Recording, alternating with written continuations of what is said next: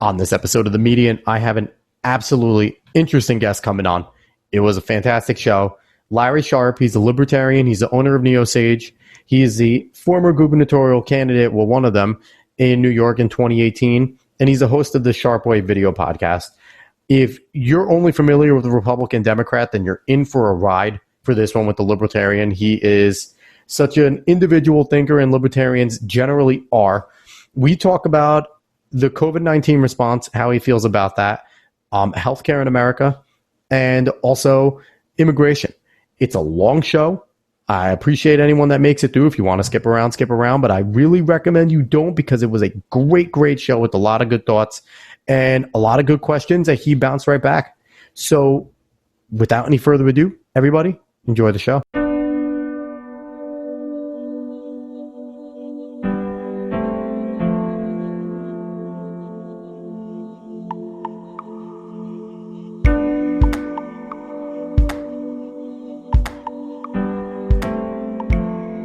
Welcome to another episode of The Median, the most apolitical political podcast that you will ever hear.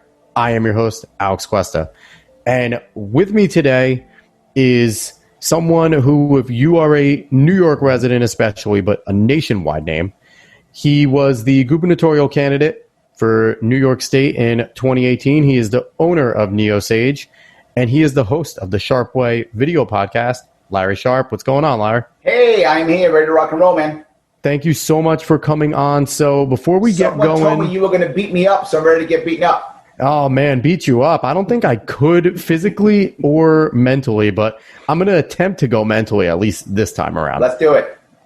Before we get going into the topics, tell people about the Sharpe video podcast. The Sharpe is amazing. It is fun. It's exciting. It's every night at 7 p.m. Eastern. If you're not watching it, you are missing something cool. Monday's an AMA. Tuesday, we talk about the news. Wednesday and Thursday, we do either politicians or policy. And Friday, we have a comedian. It is great. Please watch it on either Twitter, YouTube, or Facebook.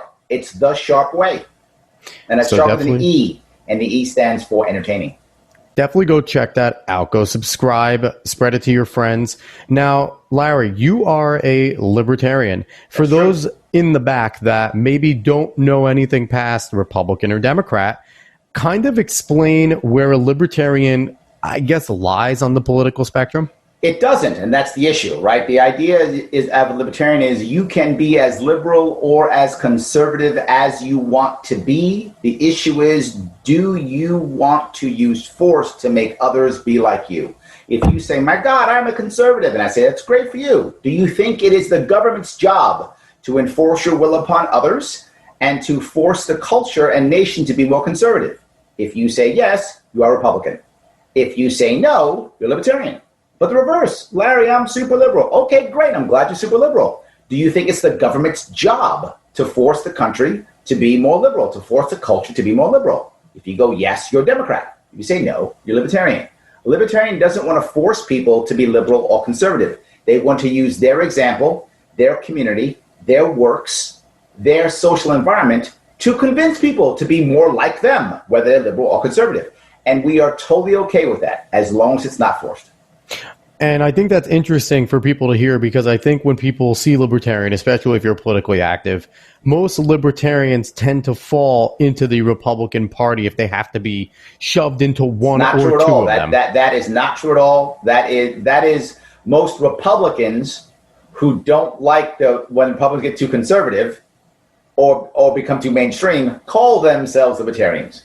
But Libertarians actually aren't more Republican or Democrat. We bring people from left and from right all the time. I mean, think about it. Libertarians are for recreational cannabis, right? We are for criminal justice reform. That's not Republican at all. And we're for the strong Second Amendment. That's not Democrat at all, right? We're for letting people have private schools. That's not Democrat at all, right? So these are Republican issues, and we're for economically heavily, getting regulation, removed. That's Republican, not Democrat. The same time, if you're gay or bi or whatever, we're like, oh, good. That's Democrat. So our actual policies cross both. But the one thing that's the same is whatever you personally want, as long as there isn't a law forcing you to do it. what you will find is whenever there are issues where Republicans want to remove laws or Democrats want to remove laws, we're with them.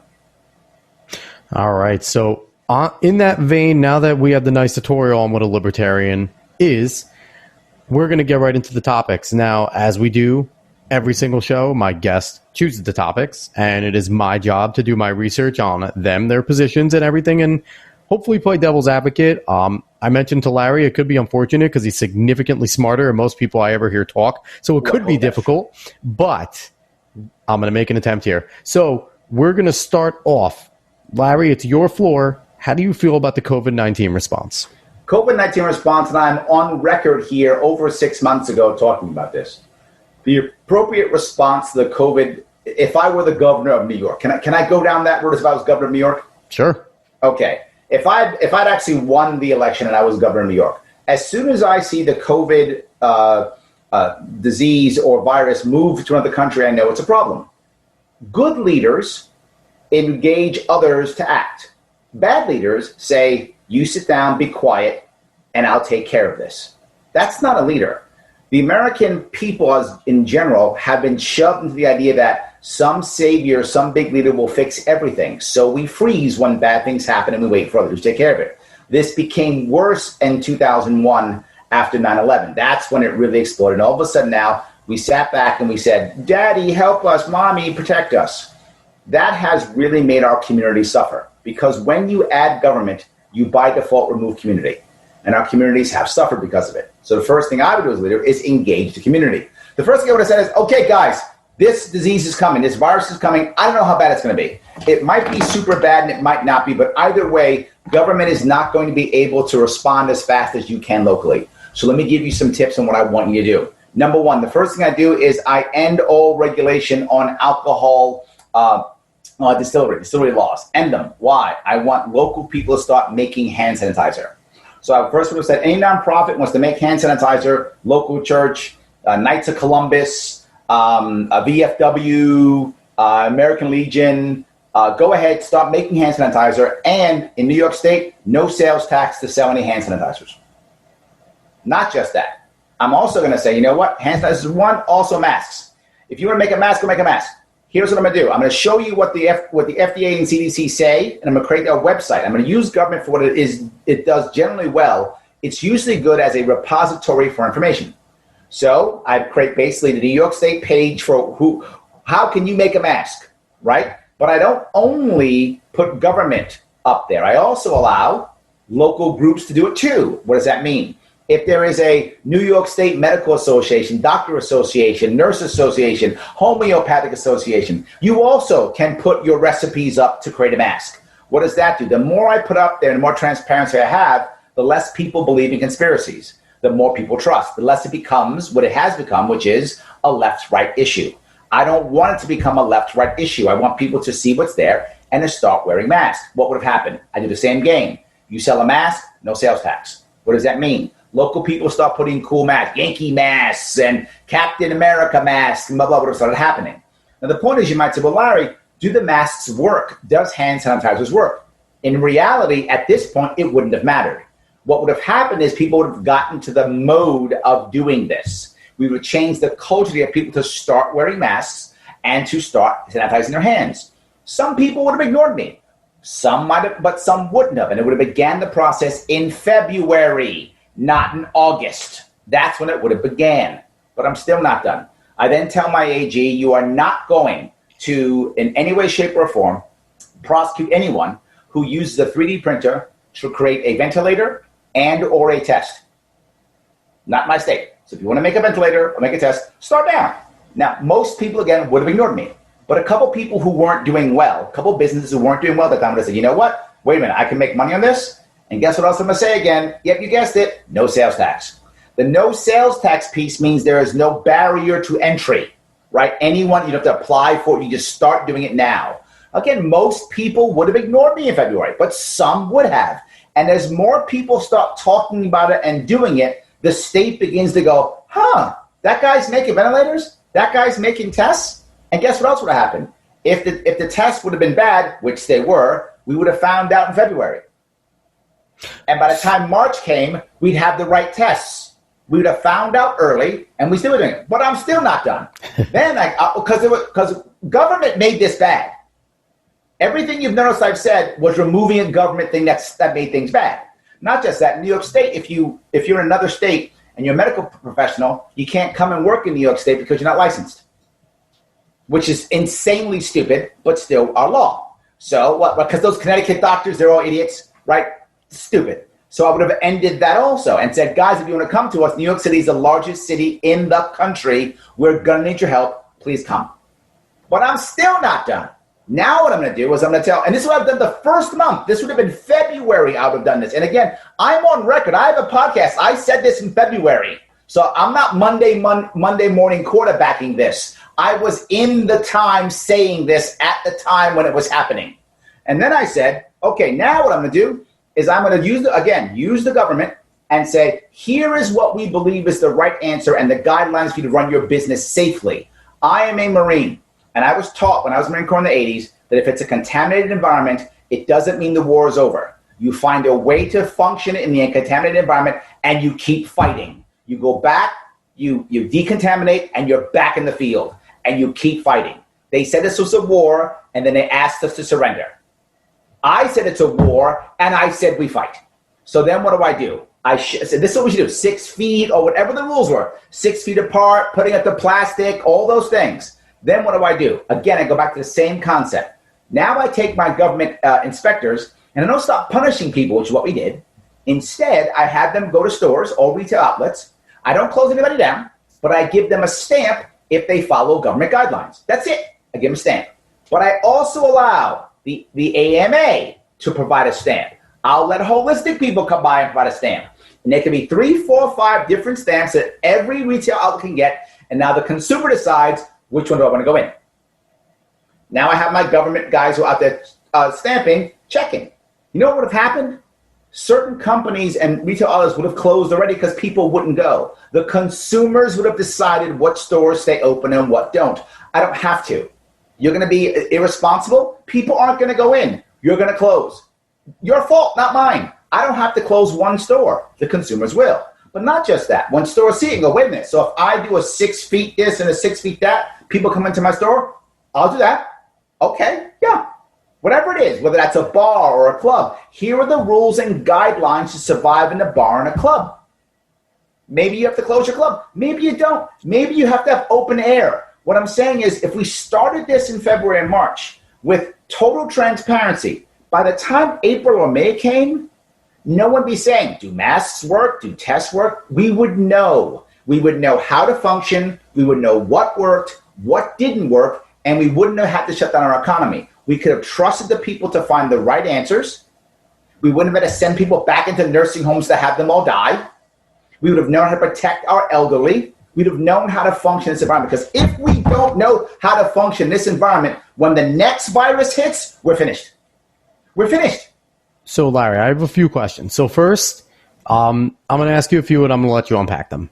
First, in your scenario, people continue to basically live their lives. They're given the option, they're given the choice to live their lives, and basically given the option to continue to live how they want to live or make adjustments for the virus in order to fight it. What would be your response to a spike, number one? Because there's a lot of people who believe that there's too many irresponsible people out there that, like you said, would ignore you and then would cause mass casualties in your scenario and would make it significantly worse. I know we hear about herd immunity. We have mass casualties now. But there could be a chance that the herd immunity would hit sooner because the casualties, and they think it might be even more. And number two, a lot of what you're saying, when people hear it, could scare them in a way that you are kind of conditioning people through government to do what you want while saying it's free will. Like you said, if I allow people to make the masks and wear the mask in this, it's going to start to create the nudge and nudge them. So instead of outright control and outright telling you and mandating you, you're nudging them to essentially do what you want, which is another form of control. It is not. That's completely untrue. Okay. The nudge part's untrue. Go ahead. Explain. When you've won an election, a mayor, governor, president, you have the bully pulpit. We have the right to try to convince people of our views. That's called freedom of speech. That's not a nudge. That's Americans do. I have a right to do what I have a right to try to get you to believe that I'm right. That's not against the rules. That's American. What I don't have a right to do is go, you better do what I say or I'm putting you in jail. That I don't. I hope I can influence the entire country to exactly what I say. That'd be amazing. And if I was that awesome of a speaker that everybody voluntarily chose to do what I say, that would be awesome. And that would be totally fair and legal and just as long as it force them. So there is absolutely nothing immoral about a nudge. That's normal and the way it should be. Would your stamps on the businesses kind of be perceived as a scarlet letter for some, though, that don't? Absolutely. Isn't it? Is that a way of government regulation, though? You are trying to compare my ideas with perfection. Perfection doesn't exist. I'm comparing my idea to what actually happened, the actual status quo. And by the way, as I said again, I'm not Monday morning quarterbacking. You can check my show. I said this 6 months ago before this hit. This is not now you can say that. No, I said it then. So and it's recorded, so you know it. This is already recorded. So there was a spike now. Well, the difference is now we're still locked down. Now our economy's shot. Now my state has at least a $60 billion deficit. Now all the people have lost their jobs and lost their homes.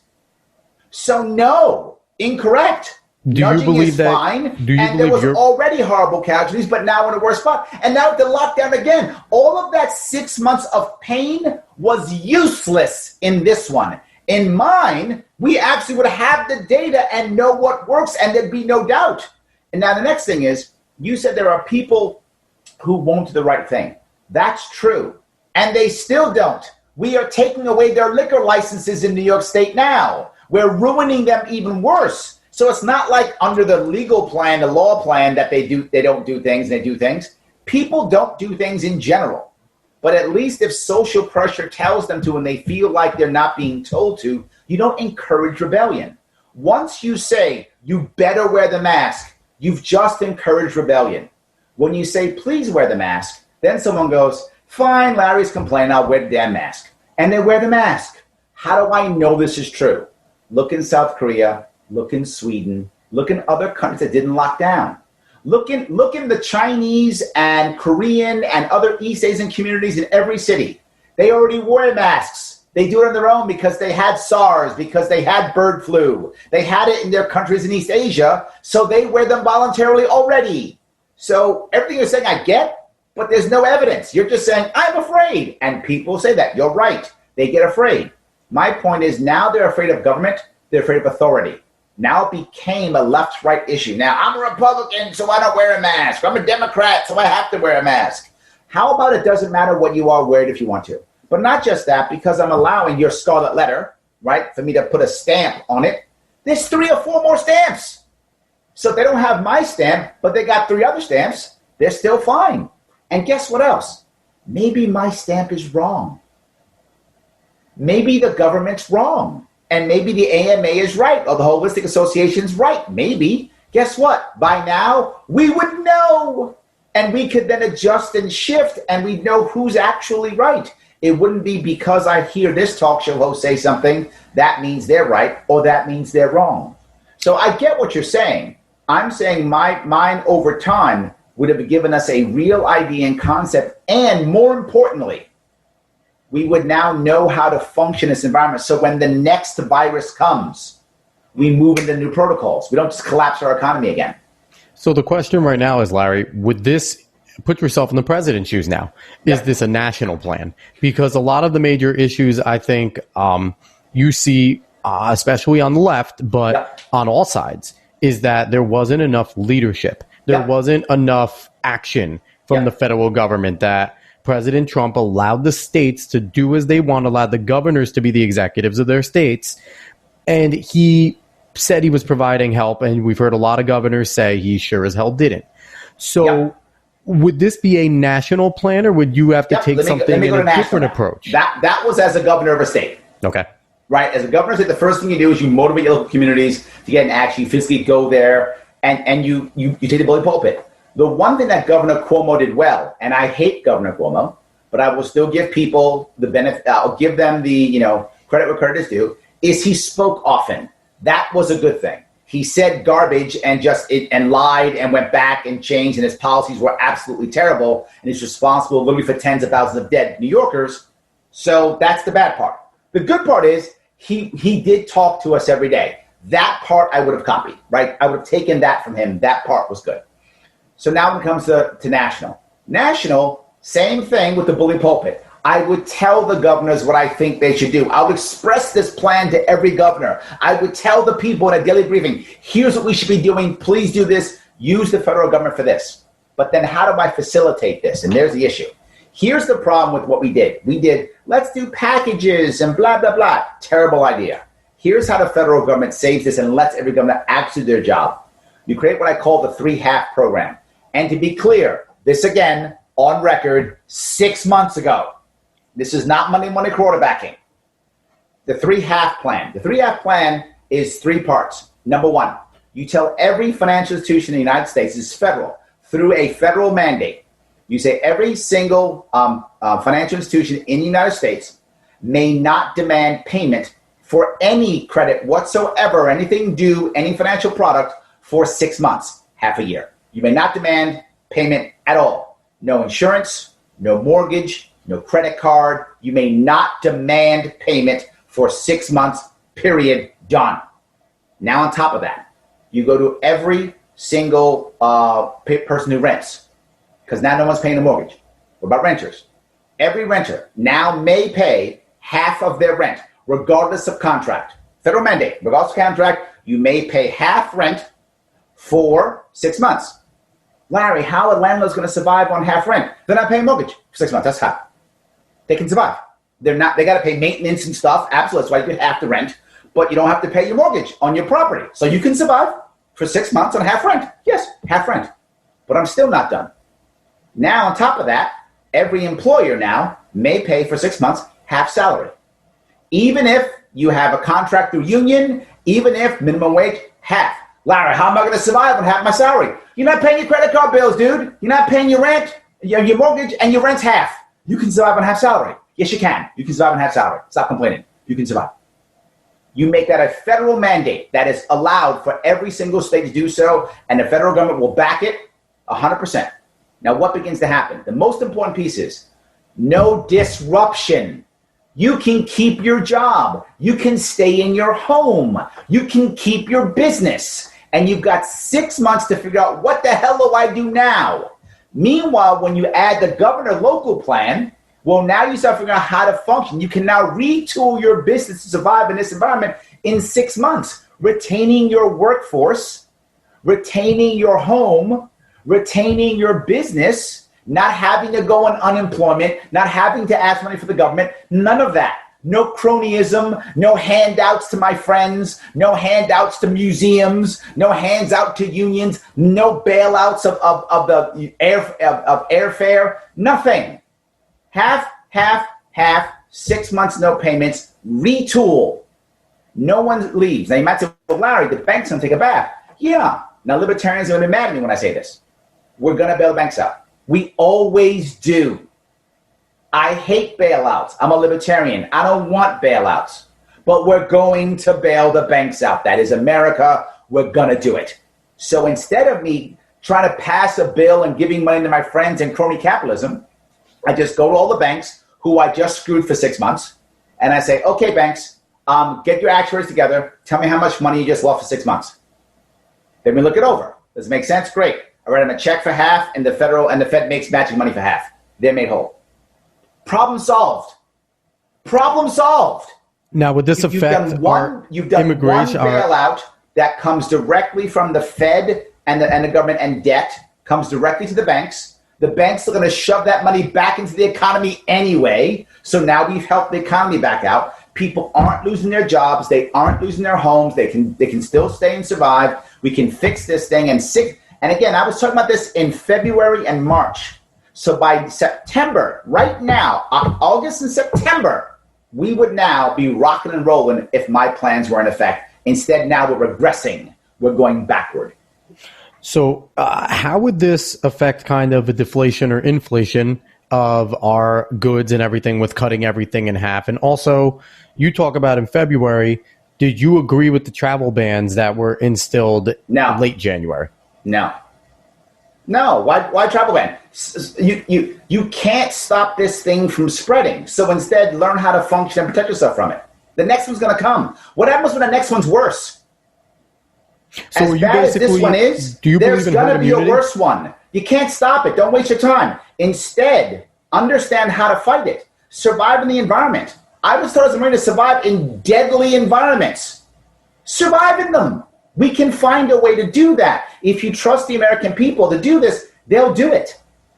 So is this an advocation for herd immunity, essentially? How do we protect our elderly and our most vulnerable in your situation? That's the point, right? We would have figured this out. The point, and what I would have also said, I got to go one more step further, which I couldn't go because my plan was so long because COVID is a massive endeavor, and there are actually more things I have to add for this plan. Again, I'm on record saying them.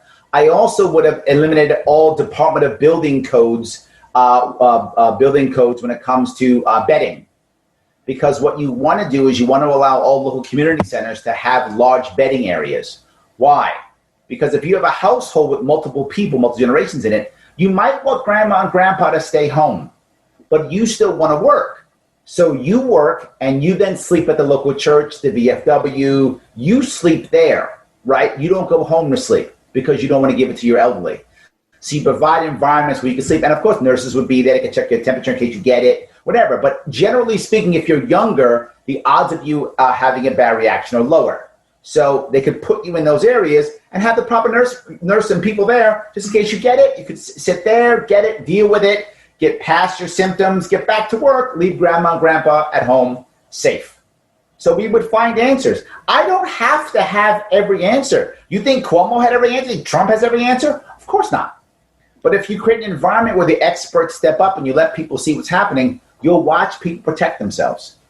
You'll watch them protect themselves. It will happen. Now you're saying, but Larry, some people will die. Yes, I don't want people to die. Of course not. What I want to do is make sure the least amount of people die and we prepare so the next one hits, absolutely few or no people die. All right. So I think that puts a bow on COVID-19. Let's jump right into the next topic. Next topic that you chose was healthcare. Your floor. How do you feel about our healthcare system? Healthcare. The problem we have with healthcare is a wonderful wedge issue, which means we've decided that you're either for universal healthcare or not, which means you're either good or bad depending on what side you are. If you're on the left and you're against Medicare for all, you're obviously evil. If you're on the right and you're for Medicare for all, you're obviously evil. That's just how it works. They're not going to fix this because it's a great wedge issue. That's the point. It means I can be a bad politician, but simply yell Medicaid for all and the Democrats love me, or go Obamacare sucks and the Republicans love me. Done. Why solve that problem? If I solve that problem, I have to actually be a good politician. I don't want that. I have to actually solve issues. Nah, I'll just keep yelling Obamacare sucks or Medicare for all, and I'll get my votes because I'll jump on that side of the ticket.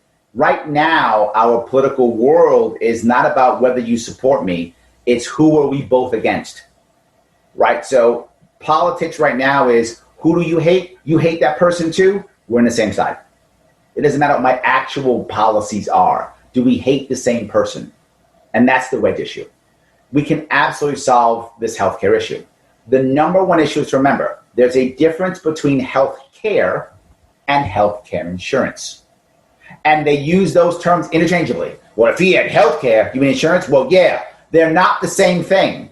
Obamacare, whether you love it or hate it or have no opinion, was not health care reform. It was health care insurance reform. The health care system is still garbage. And when I say garbage, meaning far too expensive, it's a cartel system. There are literally people in a room somewhere who go, hey, Joe, how much for aspirin? I don't know, $45? Perfect. Boom. That's the price for an aspirin. If you think I'm making it up, check an itemized bill. It'll be like $40 for an aspirin and $35 for the cup for the aspirin and then $35 more bucks to bring the cup to the fridge. I mean, it's crazy how much it costs. And it's because it's a cartel system.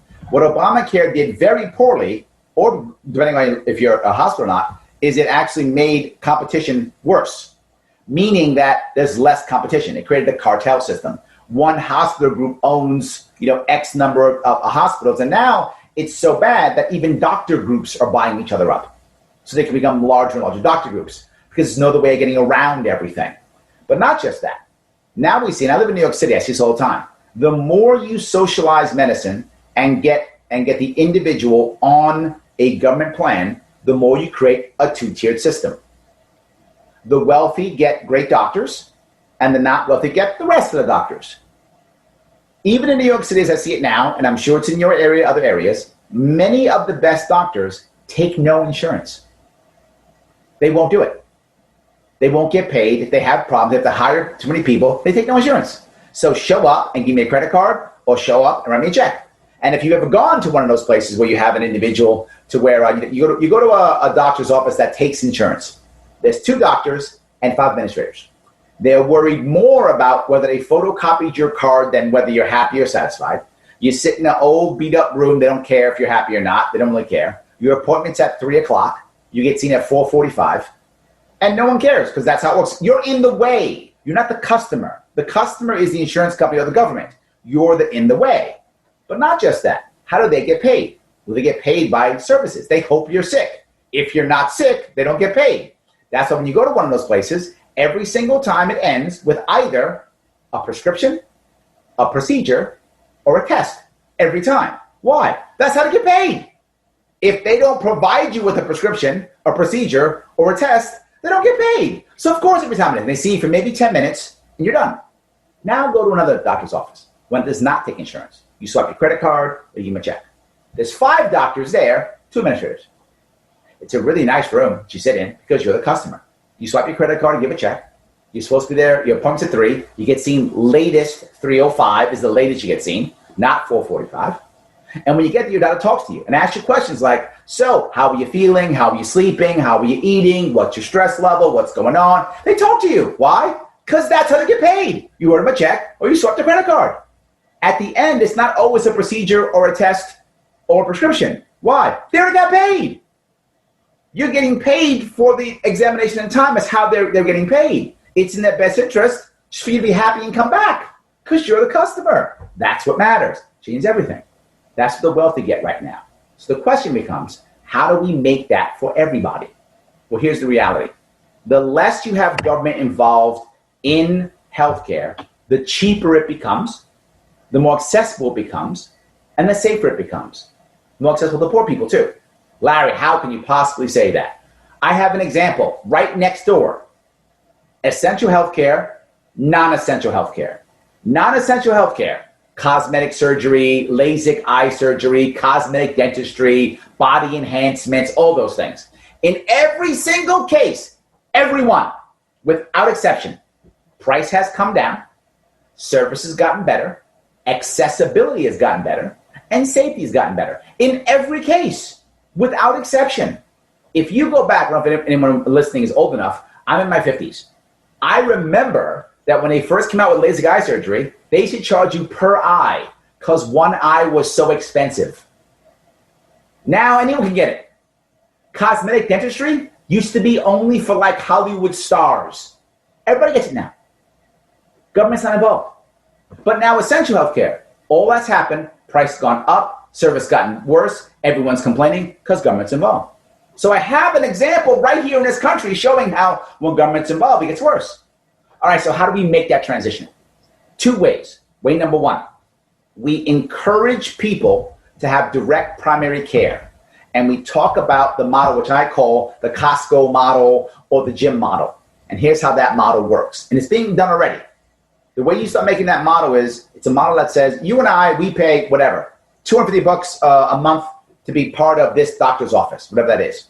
Whatever that number, $250 a month to be a part. We have families, it's $500 or whatever the number is. We can go there to that place as much as we want.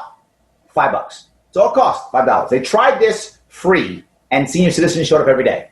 So they had to change and they did $5. So $5 we show up. We have a pain in the neck, whatever, we show up. The doctor there, they have 1 GP and 1 pediatrician. Life is good, that's where we go.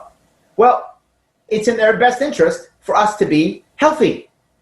In best interest, we never show up. We just pay our $250, $500, whatever that number is, and we never show up. It's like a gym.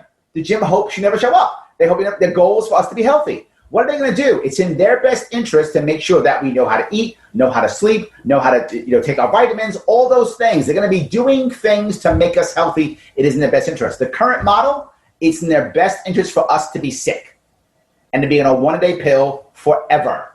That's in their interest right now. That's why everyone's on a one-a-day pill. Instead, this model is in their best interest to be healthy as possible. I'm not done though. As they come making all this money, right? They start making money, more people join, people are healthier, they can now bring on more doctors. So they bring in an oncologist. What price changes for us? Nothing. It's $5, $500 a month, and $5. I got a cancer specialist now. Next one pops up. I got an ENT guy because they're making more money. They expand. What are we paying? No change. They make so much money, they buy an MRI machine, put it in the basement, hire a technician. They're making tons of money. They're happy doing it. I had to get an MRI. What's my MRI cost? $5. They own a machine. The radiologist or whoever that person is, I don't know what they're called, the technician, that person's on salary. $5.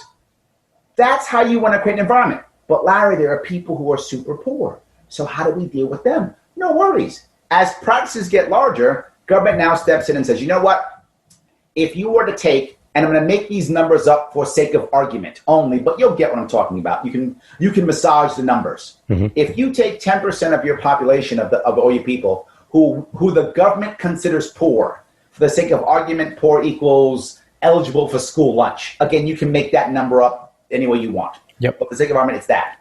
Then your doctor group pays no payroll tax. Done. For a small office like me as a doctor's office, probably not worth it. I won't take many. But for a large office that has 6, 10, 12 employees, totally worth it. I'll take them. So now the poorest people get the same high quality health care as anybody else. No insurance company involved. So how do I begin that process? Let me tell you how. You don't end Medicare. You don't end Medicare. You do one thing very simple. And what is that? Actuaries already know. I'm sorry I go long, brother. These are big issues that are horrible, and there is no simple answer. I know Larry, it's all long, good. That's the purpose of the show. I got questions in my brain when you're done. It's a serious issue that takes a serious plan. It's not 5 seconds. Absolutely. So what you got to do is actuaries know about how much everyone on Medicaid and Medicare is going to spend in a year average. They know this. They've done the numbers. They put them in actual boxes, right? So let's say, for example, you're a guy, you're on Medicare in this case, and they know you're going to drop about $5,000 a year average on medical care. Yep. Here's what you do. Instead of going through billing, I'm just going to give you a debit card. The debit card's got $5,000 on it. Go to any doctor you want. Good luck. Now, Larry, if I spend my money, I'm in trouble. No, if you spend your $5,000, you still have Medicare. It's not gone. But what am I doing once I give that card? Once I give literally millions of people that debit card, what are savvy doctors going to think? Damn, I can get that money. Yeah, you can. Without having to hire anybody new.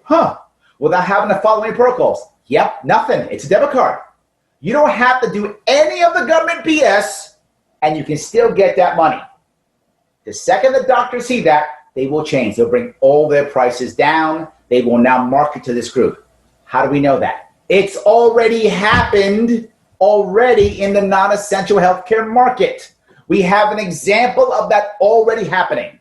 They'll begin to bring those prices down and service that community, which means now poor community gets the same quality healthcare as wealthy. The same quality.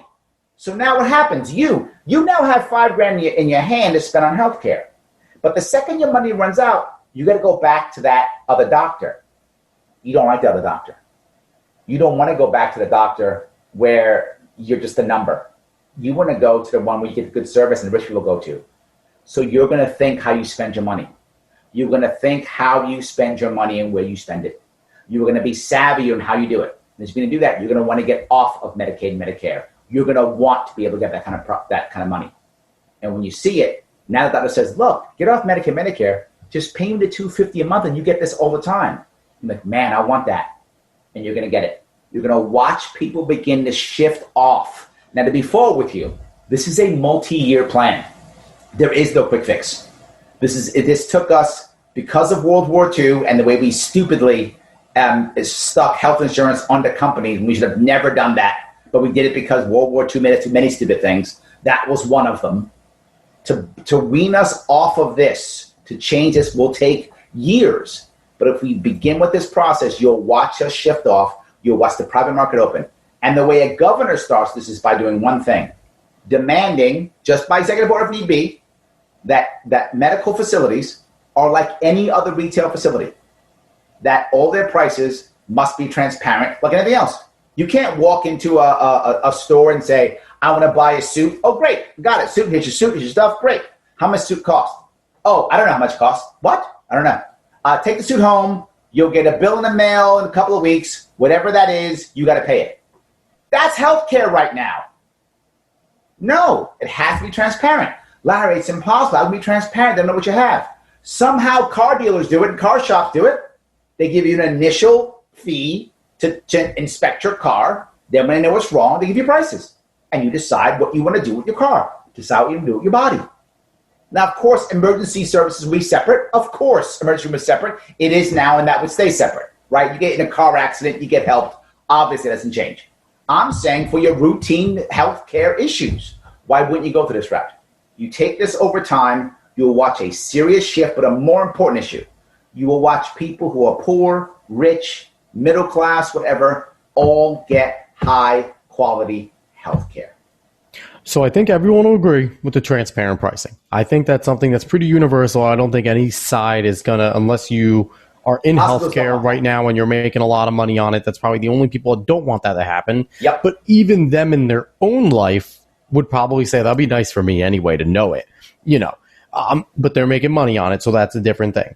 The one thing I think the first thing that to unpack with all that is, how do you compare? I get the comparison in terms of the price dropping with the non-essential services and the essential services. But the difference is that the non-essential services are elective. You don't have to get those. Correct. So their prices are not only driven by technology, they're driven by need. They're driven by how many people are going to use them. Mm-hmm. Where the essential services are something that we do have to go to. We all should go have a primary doctor and get checked up every year. We all should get our teeth taken care of. And with certain illnesses, they become an essential thing. So I think a lot of people would want to hear, how can you jive comparing an essential service where it's necessary, where you need it, to a non-essential service where their market is a different market because, yes, they're medical, but they are a different type of medical. You have to choose yes, they're a non-government regulated medical. And let me tell you, that you go to it's the Oklahoma Surgery Center. I think that's right. They're doing it already. That's essential. Surgeries. I'll go one step further. Medical tourism. If you go back 20 years ago, maybe 30, the only time someone went to medical tourism was because they wanted to get their eyes done, or they wanted to get a breast augmentation or something like that. Right now, people go for cancer, heart valves. They literally go to Thailand or Vietnam and get it done. And say, Larry, it sounds crazy. No, they're all American trained doctors. Because of our stupid immigration policies, they can't work here. So they go back. They get trained here to be great doctors, and they go back to their own country because we're too stupid to keep them because we're scared of 9/11. We think Osama bin Laden's coming back to the dead and going to kill us through doctors or something. I don't know how stupid we are. But we don't let awesome doctors stay in our country, so we ship them back to Vietnam or to Thailand or wherever. And these guys they're savvy doctors, American trained. So they go over there and they do it. It's medical tourism. That's even less essential in the market, in theory, than getting your cosmetic dentistry done. But people do it. The wealthy do it. Now the middle class do it. Why would you sit here and fight your insurance company when you can go to Vietnam, get an American-trained, educated, credentialed doctor to do exactly what you need to do in the equivalent of a hotel? So that's not true. What you're saying isn't accurate. There are other markets that do the same thing that's essential, and their prices are lower. Why? There's no government or insurance company in the way taking their slice of 1/3%, and there's no cartel system raising the price. Doesn't exist. So the second thing is, you talk about how there's the one price, and you address the poor factor, where there are plenty poor that probably can't afford $250, $100 a month, maybe even $50 a month. They cannot afford that. And with So first off, with that's okay, probably going to turn off a lot of people. There's no one. The only person who can afford $50 a month doesn't have an address, and that person goes to the emergency room anyway. So that's not an issue. Every single person in America who is not homeless can afford $50 a month. Simply not true. That is a thing we just say. They can't afford anything. That's a lot. You got a cell phone, your nails are done. Stop. You can afford $50 a month. Unless you're homeless. I got it. And you can't. In that case, you can emerge from anyway. So aside from that, you talked about how at that point the government could step in. Sure. And that with more action, with more people, the prices will eventually drop. Yep. I feel like the skeptic, and especially the American skeptic, will say, we've seen greed before. We've seen a lot of things like this happen where that's the way it's supposed to go. Yep. Where they are supposed to drop their prices, but instead they see, I'm the only show in town now. So okay, $250, that's the current system. $300 a month now. That's the current system. But what's to stop the other system from becoming that system when your system is the whole system? That system. You're acting like to become. It is that what you're saying, I'm afraid this will happen, is now. There is a cartel system now where they set prices in the back room. I'm not making that up. Do your own homework if you don't believe me. That's what's happening. The system you're afraid might happen is now. What I'm saying is if you add others into the mix, by default, the prices must come down. Unless you're saying they're all going to collude, in which case that's against the law. That's considered fraud. And you'd have, I would hope at least, action against these companies if they actually colluded and kept their prices high. And sometimes that happens. But out of all the industries, that's maybe 1 in 1,000 that actually happens. But right now, there is a what your fear is today. You're afraid of what's happening now. Okay. And another thing that you said in your plan, of course, with the poor, is if a company's big enough, they get an incentive to take on a certain percentage of the poor. Yep. Now, I think I'm speaking, it's funny talking to you because, like you said, you libertarians aren't left, they're not right, they're libertarian. So I think I'm speaking for fears on both sides here, where you're now saying the government is getting involved in some way in this now free market area where you're trying to make it as free market as possible.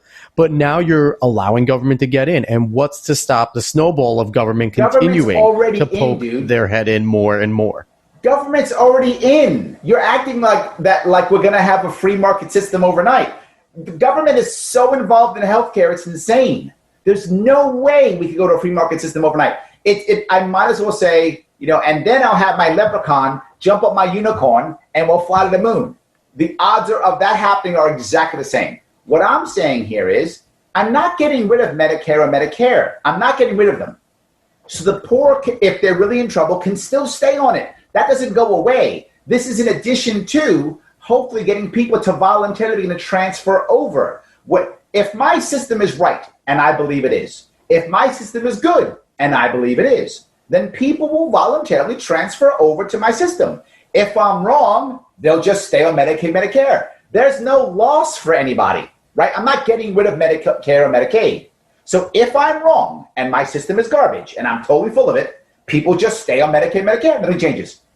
But if I am right, they will begin to shift over, in which case it goes away on its own, which is a good thing. I hope we have a system that is so good that we don't need Medicare and Medicare. That would be amazing, and I hope that happens. But if we have a hybrid system, the world's not going to end. Maybe people who are old don't want to change their system and they keep it till they die. Fine, the world's not going to end. You're saying, but we're letting government get involved in this piece. I'm not going to have a system with no government. I wish I could. That's a fantasy. It'd be amazing. Never going to happen, at least not in my lifetime, right? It might happen one day, not in my lifetime. I am a libertarian. I'm also a realist. I know what country I live in. I know what state I live in. My state loves government. Cuomo locked us down, treated us like slaves, put us in cells, and we clapped for him every day. Thank you, Lord, Overlord, Master. Thank you for destroying us. We love government in my state. I don't, but my state does. So you are correct. Am I allowing government to be involved? They're going to. Is there a chance they'll begin to expand? Not if I'm the governor. And not if I've changed the system to where people around me are following me. No, they won't. So your system is very anti-single payer healthcare. There have been many arguments, and especially prevalent now in the political spectrum, for single-payer healthcare. Absolutely. Now, I'll throw some statistics at you and some facts that I found. In 1948, the UN agreement with the United States, with other 47 nations, said that healthcare is a right. 2005, with the WHO, United States basically agreed to that again with Resolution 5833, saying everyone should have access to healthcare services without suffering financial hardships. Yep. Right then and there, the people for single payer would say, stop right there. That's just saying that it is a human right. Yes. They are also a lot of times going to say that it's a foundation for a just society. We already have so many other public things. We have public schools, public law enforcement, public works. And what's stopping us? And they all suck. What's stopping us from doing public health care? Okay. Thank you. And they all suck. You're right. We have all, and they all suck. So also, people that are proprietors of single payer would say that your system would still promote and would breed a lot of people not having health care. And that if you just have health care now. But if we guarantee it for everybody, then it would promote a healthier society. Yeah, that's worked. Can you please tell me one time that's worked? People will point to UK, France, Sweden, the Scandinavian countries that all do have, and Canada. None of them. All do have them. None of them. Not one of them does not also include private insurance. Not one. Every single one of them includes private insurance. And that's what no one seems to say. They don't say, they have it.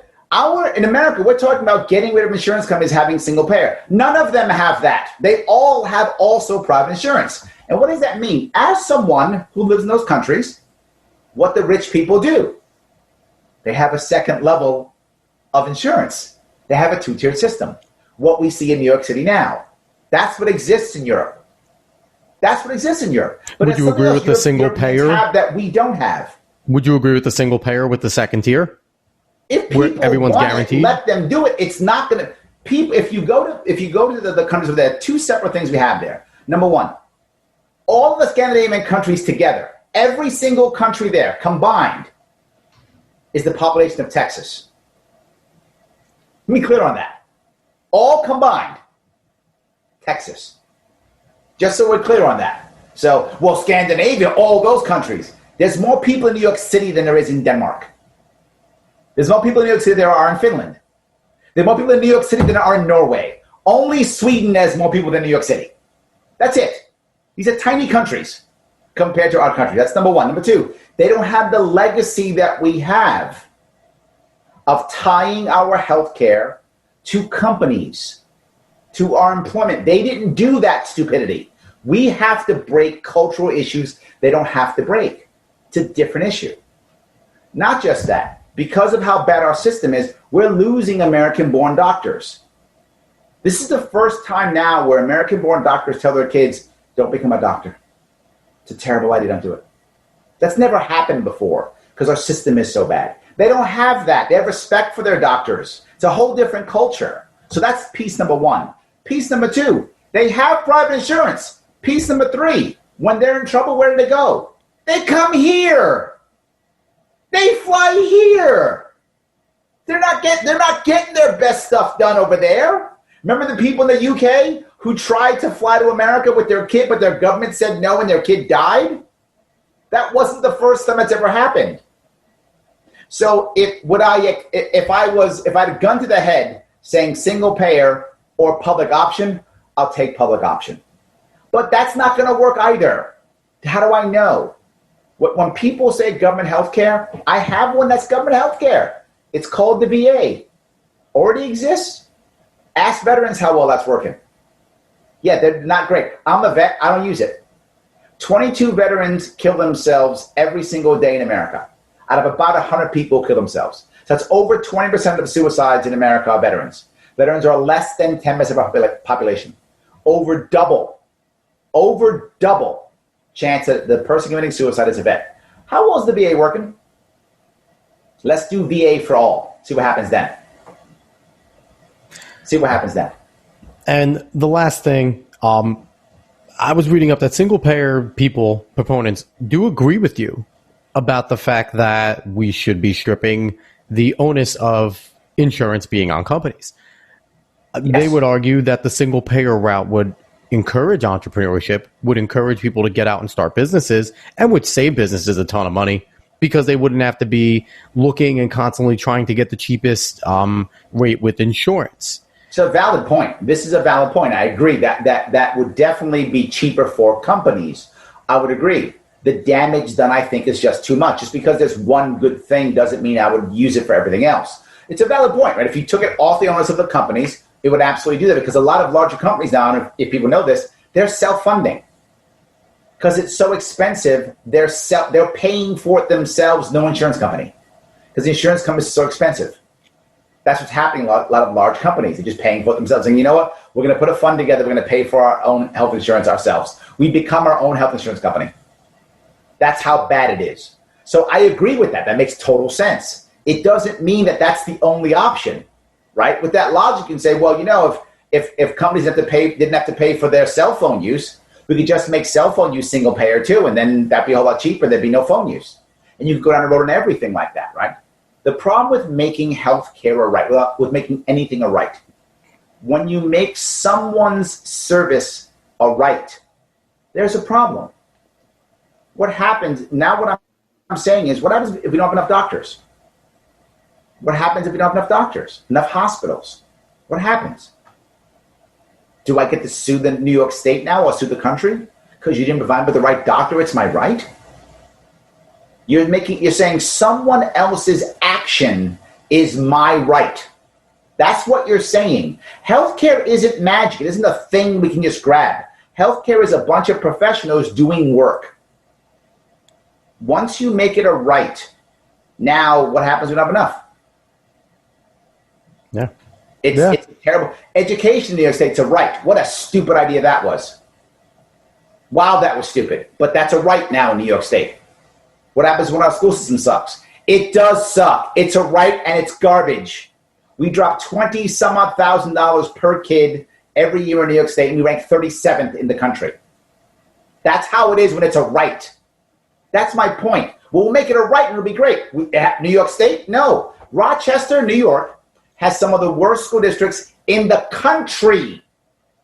Not in the state, in the country. And education's a right in New York State. How'd that work? Yeah. All right. So that ties up that topic in a neat little bow, and it's actually a good transition when you're speaking on things that are right or not. Immigration. Yep. Floor is yours. How do you feel about immigration? Immigration is yet another amazing wedge issue that they will never solve. They don't want, you tell me you can't solve immigration? Stop. Of course you could. And I'm going to give you the actual answer to solve immigration. It's going to be some time again. We took on you wanted to take on big stuff. I'm taking on big stuff, but there's no simple answer. I'll give you an actual answer, a real policy that will work. It will take time, but it will absolutely work. But the reason why they don't solve it is, all you have to say is, you for the wall? Yes, you're Republican. You're not Democrat. Easy day, right? I can do a left, right. I can be a terrible politician, but yeah, build the wall. Republicans love me. I can be a terrible politician, go, the wall's stupid. Okay, Democrat, love you. So that's why they don't fix this issue. Here's how you fix immigration. You can have vibrant immigration and protect the border. You can do both. It's totally possible. They're not one or the other, and it's crazy to think that you have to do one or the other. All you do is you build 2 Ellis Islands on the southern border. One, say, in Texas, I'm making that up, and one in California, or whatever. 2, wherever it makes the most sense on the southern border. Why 2 Ellis Islands? This way, if you want to come to our country, awesome. Go to Ellis Island, right? Walk to the Ellis Island. Okay, I want to come to your country. Great. Go to Ellis Island. They check you out like they did in the old Ellis Island, right? You stayed there, I think it was 2 weeks or whatever it was, the quarantine they kept you there, whatever. You'd stay there for whatever the time period is to see if you got a disease or do a background check, see if there's some kind of cartel guy or gal or whatever. And if you are good, okay, you're great. Wonderful. I don't care why you want to come. I don't care if you're fleeing tyranny or whatever I don't care. Are you safe and good? You get an orange card stamp. You are now orange card. That's a 2-year work visa. You may now work in the United States, get an ID number to work in the United States 2 years. You now are able to go to any state that agrees to join this program. If the states don't want it, don't take it. Up to you. I think, my opinion, terrible idea if you don't take it. Stupid to not take it, but I will not force a state. Again, if my idea is so wonderful, and I believe it is, states will happily accept my idea. If they don't, they don't. No worries. Many will. So then they go there and you work for 2 years. Now, here's the issue. You work in the state for 2 years. We need to know where you are. You're in whatever, Long Island, New York. Awesome. We know where you are. Awesome. You have to copy some of the good aspects of DACA. DACA had a lot of problems, but there were 2 aspects of DACA that were great and we should keep. Aspect number 1, you've got to check in every 2 years. You don't check in, we can get you, you're gone. Number 2, you may not take any form of public assistance while you have your orange card. When you go there, we check you out. Okay, oh, you had an EBT card, you're out. As long as you're not taking any form of public assistance and you check in every 2 years, you can stay as long as you like as you keep checking in. Done. Okay, so you might say, well, Larry, that sounds good, but let me keep going. No extra taxes. None. Who runs this? 2 separate private companies. Well, how are they going to get funded, Larry? How are they going to make that money? Well, there's an example right now. It's called recruiting companies. Recruiters. They get paid as they place people. So 2 recruiting companies have 2 Ellis Islands. Right now, there are literally thousands of farmers, hospitality, hotels, restaurants who are putting thousands upon thousands, maybe even millions of dollars into the black market to get workers. Farmers are doing it. Hotels are doing it right now in the black market. Stop. Give it to them. They will happily fill those shoes. But they're American jobs. No, they're not. No. If they could get Americans to those jobs, Americans would be doing those jobs. They can't. They found this out when they tried throwing immigrants out in the farms. Americans wouldn't do those jobs. And all of a sudden, tomatoes and limes cost $1 bazillion. Why? Because Americans wouldn't do those jobs. That's a fantasy we've just made up. Americans aren't doing those damn jobs. Stop that lie. You've made that up. These are jobs that immigrants are going to do. They want to do it. They're happy to do it. Let them. So instead of the farmers paying in a black market, they pay the Ellis Islands. Why 2 separate Ellis Islands? Because if one is bad or cruel, they'll go to the other one. It will make money. The market will keep them safe. The market will keep them safe. People will go to whichever Ellis Island is the nicest, safest one. Not just that they get rated by the people they put in. As they start putting people in hotels, putting people on farms, nannies, all those things. They start doing those things, they get rated. Are you giving me bad people or good people? They'll get rated. The culture will begin to make these Ellis Islands work without one extra taxpayer dollar at all. But Larry, there'll still be bad people who come into America. Yes, but they can't come into Ellis Island. What does that mean? That means they'll have to sneak across the border. Well, we've got a bunch of people who are now playing games with all the people trying to come through legally. They stop. They have one job now. Hunt down the people in between the Ellis Islands who are trying to scam. Boom. Now all of a sudden, these Border Patrol people are just doing that. That's it. Hopefully no one starves to death or dehydrates to death in the deserts in the South. I don't want anyone to do it. But now if someone does, it's a bad guy because the good people are going through the Ellis Islands. If I've got to choose who's gonna starve in the desert, I'd rather be a bad guy than be a good guy. That's all I'm saying. I don't want anyone to die. But if I got to pick, I'll pick them. So now the good people go through the Ellis Islands. The Border Patrol can fight hard to take care of the people who are in between the Ellis Islands. But there's still something better. Right now in America, there's give or take, depending upon who you talk to, about 10 million undocumented workers in the United States. Give or take. We don't know exactly. We don't have the money or the time and the manpower to get them all. Impossible. Never going to happen.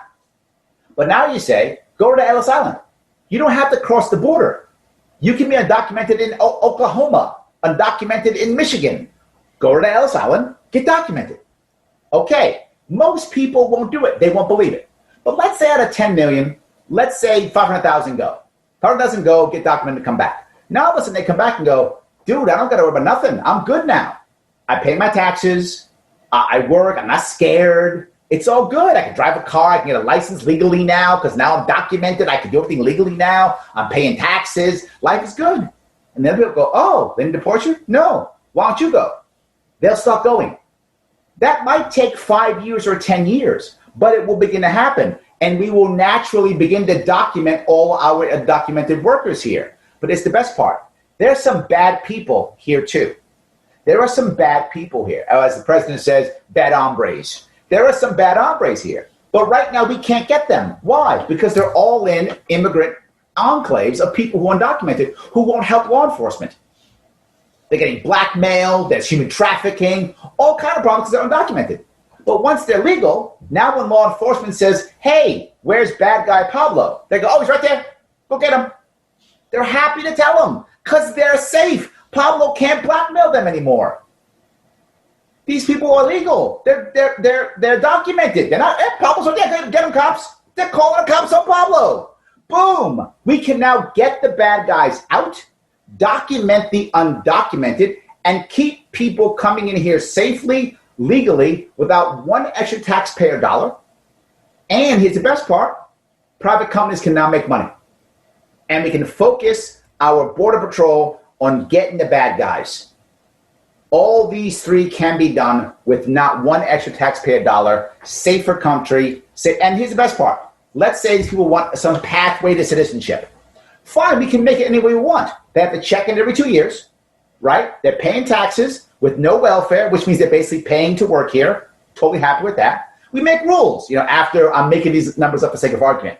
After 6 years, 3 terms of be checking in, you don't get in trouble. You take a test, you get a temporary green card or something, or whatever, right? A green card.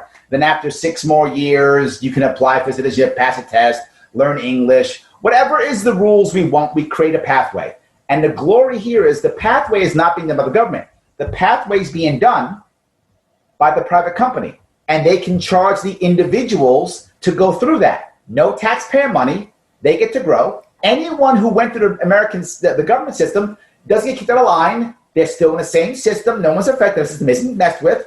But what I know what's going to happen is some people who are in that government system are going to go, this system's better.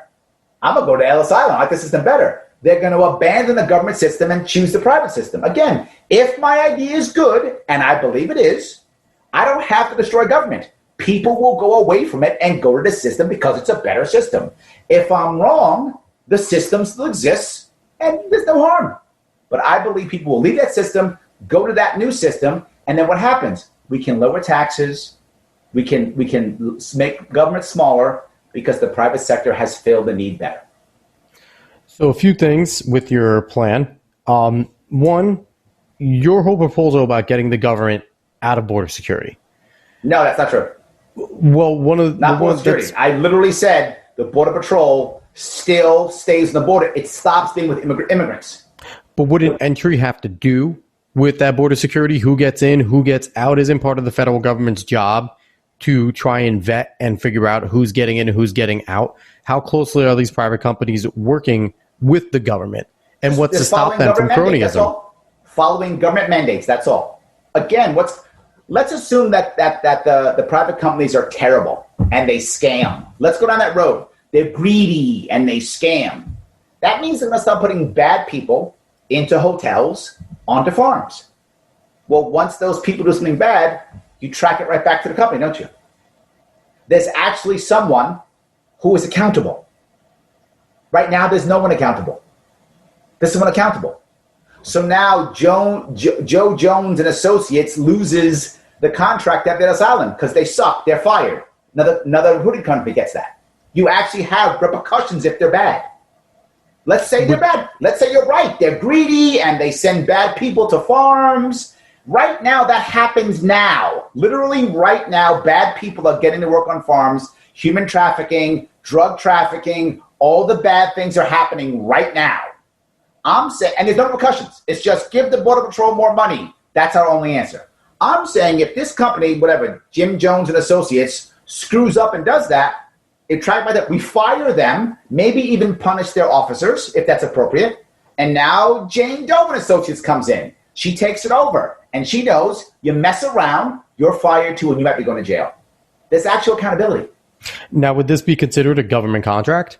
Where Sure, because it's and would this be considered a bidded contract or no bid? Because there's a lot of noise. If you understand and are involved in this, There's a big problem with no bid contracts. Sure. And a lot of this type of stuff, because it becomes easier to work with the lobbyists in Congress and everything, they do no bids. So would your proposal be a bidded contract where it's a mandatory bid so that it would be a transparent process.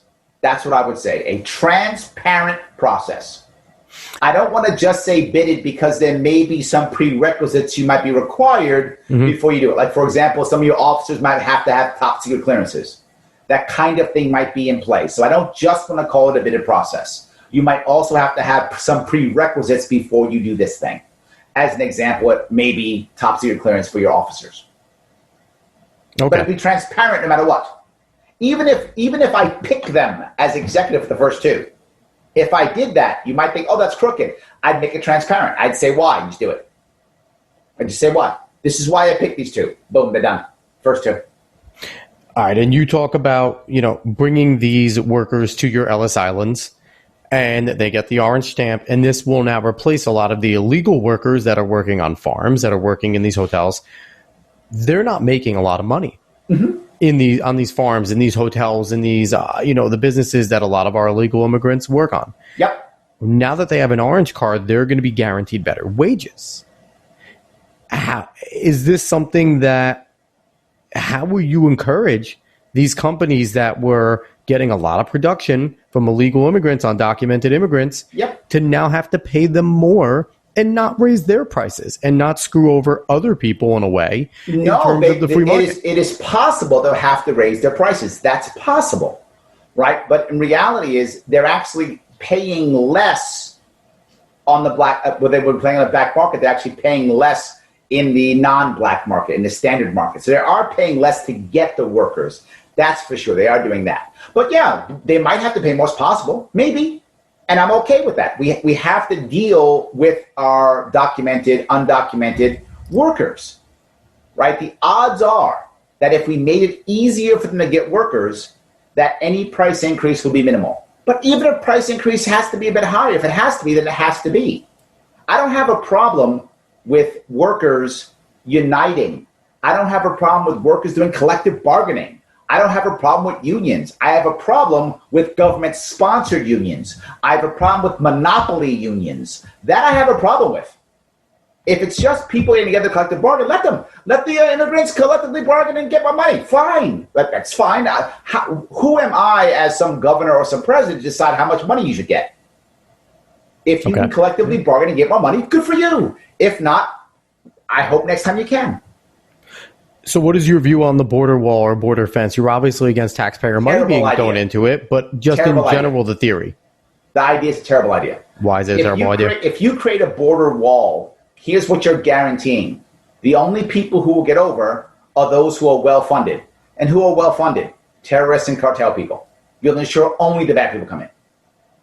So you'll ensure. And you say, wait a minute, a wall is good. El Chapo was in jail twice and got out. Many walls, people with guns around, he got out.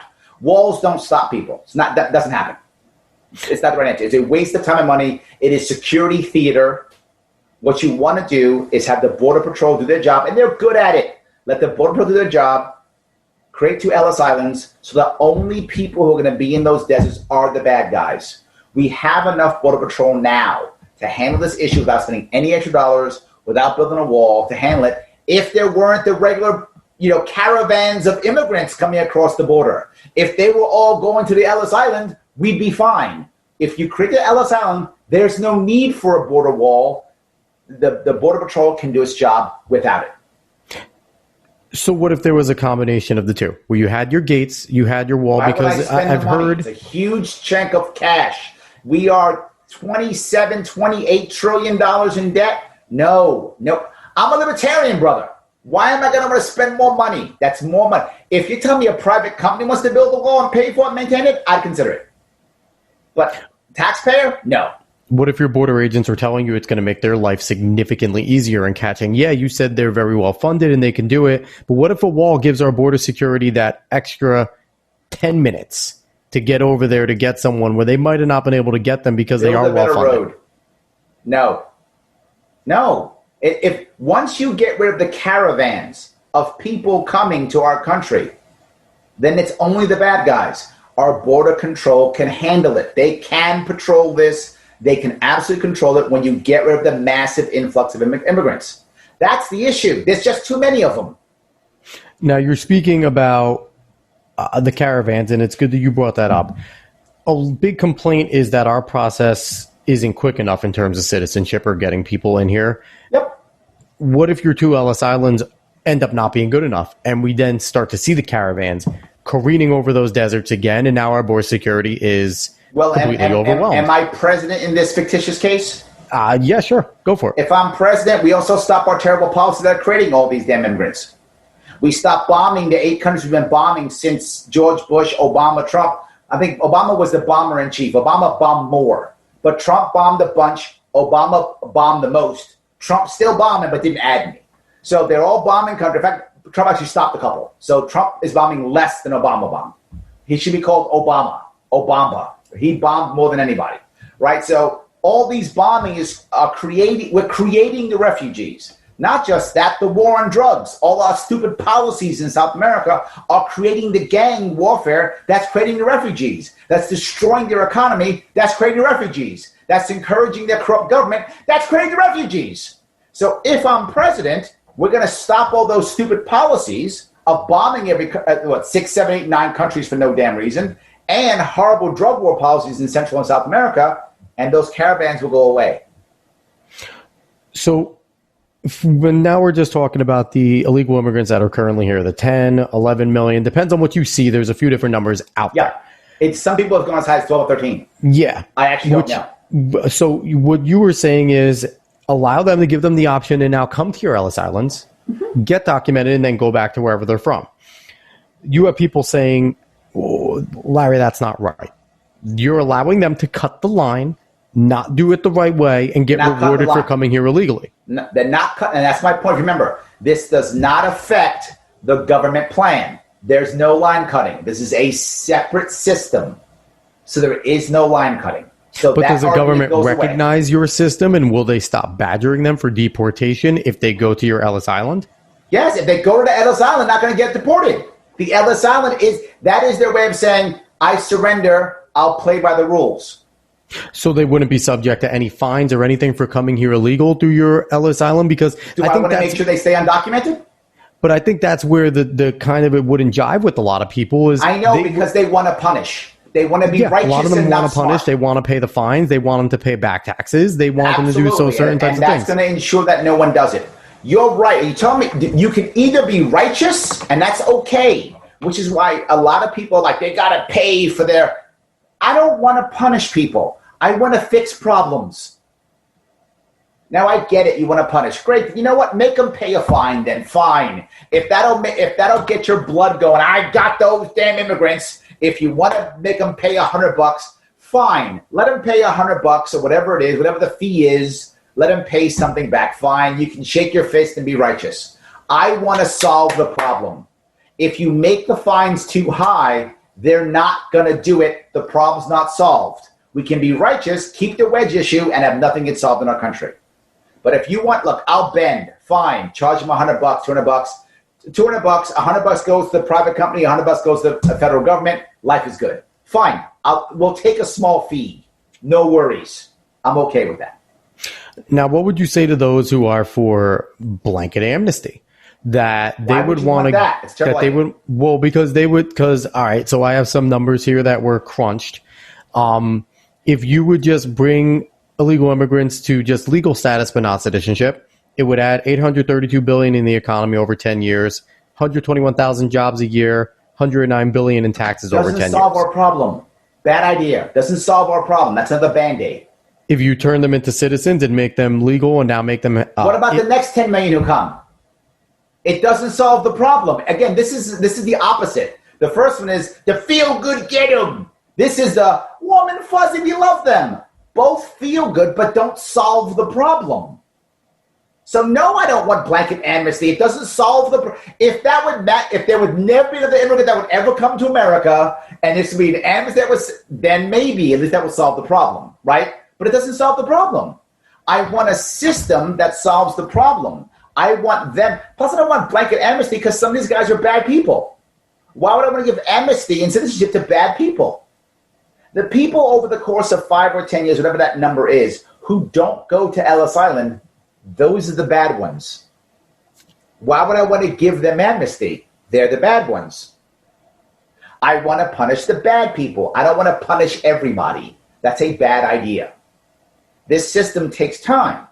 But the people who are just doing work and just want a better life, they will eventually go to one another. We can build more of them if they work. Put 2 on the Canadian border if it works. Put 6 on the southern border if it works. Who cares? Whatever works. We can control immigration, be vibrant and safe, and have the market make sure it's safe, right, by having requiring separate companies to own each one. So that the market will decide which way they go, right? So they have to be good at what they do. And accountability if they screw up and start sending bad people into farms and hotels. You have accountability to punish them. Absolutely. I want to punish the bad, not everybody. So amnesty is a bad idea. Making them pay fines and back taxes is a terrible idea. Both of those things feel righteous and or good, but don't solve the problem. Last question. Would you require the people that are, say, coming from Fargo, North Dakota, and they have to now go down to the tip of Texas, would they have to wait 2 weeks because you said the people coming from Mexico or Venezuela or Honduras, wherever they're coming from, would have to wait 2 weeks to make sure that they don't have any sort of illness, that their background checked? I made up that number 2 weeks. I don't know what the number is. Arbitrary number, but if there is one. Safe for America, right? If the doctors say if they've been in North Dakota and they've got maybe a doctor gave them a note and they feel it's safe, then it could be no time. I'm not concerned with those details. Okay. I would follow whatever the experts say is the right number. Is that a week? Is that 2? Is it 30 days? Whatever it is, whatever keeps us safe is the number that it would be. If they would believe that if you're coming from North Dakota that you're safe, I would trust the doctors and say, okay, that person's safe. If they say no 2 weeks, then yeah, you got to lose 2 weeks. The point is, while he may lose or she may lose 2 weeks, she is now a documented worker in North Dakota. So she pays the price of sitting in quarantine for 2 weeks. And now she's good. Bring your kids. Bring your kids out of school. Sit there for 2 weeks. You'll pay the $400 fine or whatever the fine we agreed upon so you feel righteous. You'll pay the fine, whatever that is, and then you go back to work. Larry, I really appreciate you coming on the show. Absolutely. Glad to be here, brother. I appreciate it. Yeah, I think we talked about a lot of fun things here, and I think you gave a lot of different viewpoints to a lot of people and are going to sit there and give a lot of people a different perspective to look at things where it's not just right or left. So really appreciate you. Larry Sharpe, he's a libertarian. He explained what that was at the beginning of the show. If you're just randomly flicking around, go back to the beginning. He'll tell you what that is. He is the owner of NeoSage. He was a gubernatorial candidate for New York in 2018. And he is the host of the Sharpe video podcast. Find that YouTube, Facebook, Twitter, Monday through Friday, 7 p.m. Is that right? Got it. All right, Larry. Anywhere else people can find you, social media-wise, if they want to follow what Larry says? Everywhere. Sharpe with an E, and the E stands for entertaining. All right. And again, I'm Alex Cuesta. This is the Median, most apolitical political podcast you'll ever hear because I don't have a position on this show. My guests have a position, and I'm just here to challenge them. And that's the beauty of it. You can find this show anywhere you can find a podcast. It's on Twitter and Instagram at The Median USA. And I really hope everybody enjoyed this episode. Larry, thank you again for coming on. Thank you, brother. Have a good one. Bye.